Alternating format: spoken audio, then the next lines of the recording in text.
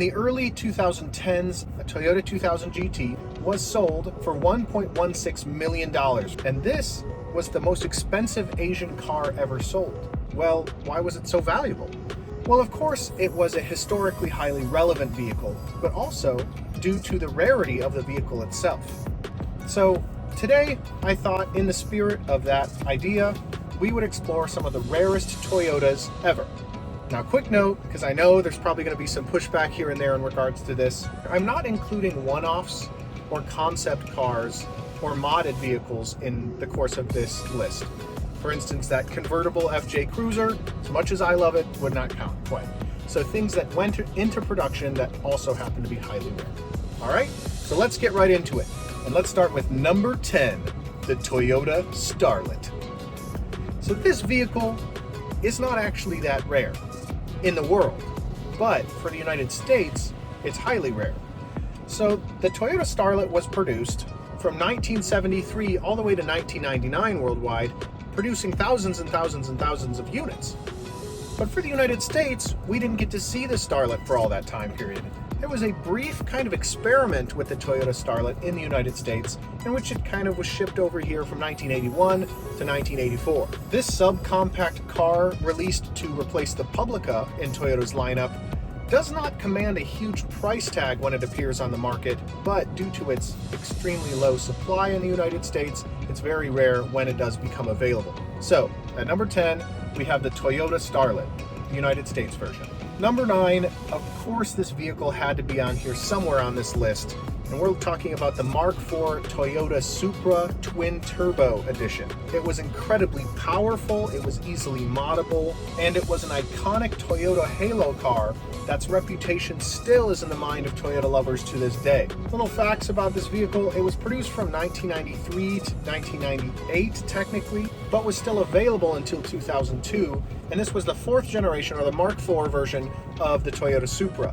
The Mark IV Supra had an engine of legend, and this engine, called the 2JZ, was an incredibly powerful engine that had a lot of capability to it, but the 2JZ-GTE was the twin turbo version of this engine. This specific version has an increased higher aftermarket demand, or after discontinuation demand, due to its capabilities. Additionally, there was only 16,400 about produced for the worldwide market, and only a few thousand ended up in the United States of America. So specifically, the twin turbo ones have this huge aftermarket after discontinuation demand, and there are a lot of people that swear by the Mark IV Supra, preferring the older model over the newer model. Just about any Mark IV twin turbo Toyota Supra in the United States will set you back at least $65,000, and that is more money than the 2020 or the 2019 Toyota Supra is today. So we have to put it there. Number 9, the Toyota Mark IV Supra twin turbo. Number 8, the Toyota Sara. This is a weird one. Produced from 1990 to 1996, this butterfly door 2x2 was produced only for the Japanese market. It had mostly a glass canopy, and a few were exported to the United Kingdom or the Australian markets, but it was mostly just for the Japanese market. With a total production volume of 15,941 over its 6-year lifespan, the Toyota Sara didn't have a high production amount to begin with. But on top of that, inside the United States, it's a model that's barely known even at all.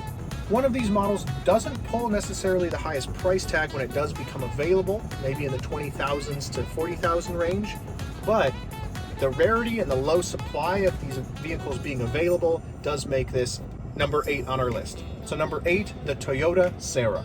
Number 7, the Toyota Century. Now, it is a little goofy to have a model produced by Toyota that is a current model in their model lineup. Toyota Centuries are currently being sold, but due to the characteristics of this vehicle, you'll kind of understand why it made number 7 on this list. The Toyota Century is a high luxury sedan that began production in 1967. 1967 was the 100-year anniversary of Sakichi Toyota's birth, so that's why it's named the Toyota Century. A rough estimate, if you were to add up all Toyota Centuries ever produced, due to its very low production numbers per year and an extremely high price tag and high luxury sedan vehicle, the number comes to about 11,500, and current models are only being produced at around 50 per month, which of course is about 600 a year. Interestingly, it's available only through Toyota and not Lexus, which is their luxury counterpart. And in 2019, one Toyota Century could set you back about $180,000. A lot of people call it the Japanese Rolls-Royce as a premium luxury vehicle, and Japanese government officials have it as their official government vehicle. It does fall into civilian hands, but only for the very, very rich and in the Japanese or adjacent markets. So, number 7, the Toyota Century. Number 6, the Toyota Sprinter Treno, the AE86. Due to its appearance in Initial D as the main character Takumi Fujiwara's car, and the use of Keiichi Tsuchiya of the AE86 popularizing the sport of drifting, the cult status is phenomenal for this sporty Corolla variant. Basically, this vehicle wasn't really necessarily appreciated for all of its capability, but due to its low body weight, very good balance, and its unique characteristics that would make it top tier in the sport of drifting, notably downhill drifting, the AE86 would cement its spot in history for its capabilities and for its unique characteristics. We did not get that model available in the United States. We got what was called the Corolla GTS, which was the sports package during that time period. They weren't the exact same, but they had a lot of overlapping characteristics. And the reason it's on this list is that the Corolla GTS, the American version, has only about 4,000 made for the production years, which was 1983 to 1987. So, number 6, the Toyota Sprinter Treno, or AD86, or Corolla GTS. Number 5, the Toyota Origin. You know, there are some vehicles that are meant to have low production numbers. The Toyota Origin is definitely one of those examples, seeing as this luxury sedan really was more of a collector's item than really meant to be a day-to-day A to B type vehicle. Modeled after the original Toyota Crown, this retro-styled vehicle could set you back about $68,000, which is switched to United States dollars from the Japanese yen, of course, and adjusted for inflation for today. And produced only from the year 2000 to 2001, Toyota only manufactured 1,073 Toyota Origins. I have found that current day prices for this vehicle can range anywhere from $26,000 to $83,000. So number 5, the Toyota Origin. Number 4, the Toyota Sports 800. Hello viewer, meet Toyota's first sports car. Toyota's first sports car? Meet the viewer.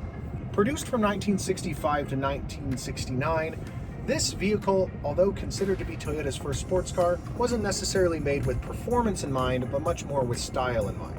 A total of 3,131 of the Toyota Sports 800s were produced, and it is estimated about 10% of that number still survive to this day. Of the original 3,131, only 40 were sent to the United States for market testing purposes, in which it was determined that the Toyota Sports 800 would probably not perform very well or sell very well for the American market.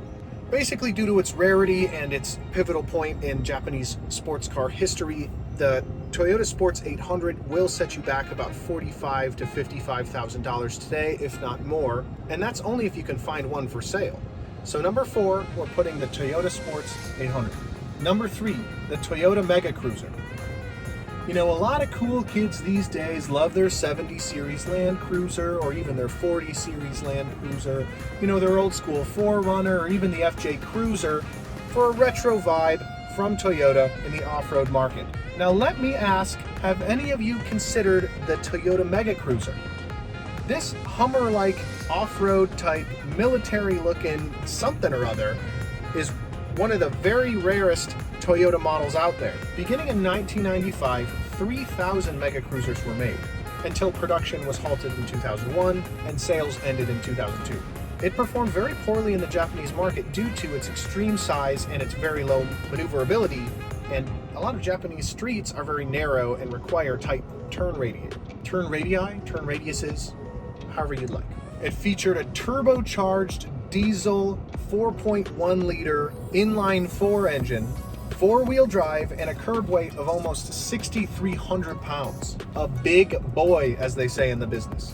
Obviously, with these specs, handling the Japanese streets was not the intended purpose of this vehicle, and we'll see that only somewhere between 130 and 150 were sold to a civilian population and wasn't used for Japanese army purposes or search and rescue type things. Finding and importing one, excluding all the expenses from finding and importing it, could set you back as low as $60,000, but much more likely would be well over six figures due to the immense rarity, especially if it's one of the civilian versions. So at number 3, the Toyota Mega Cruiser.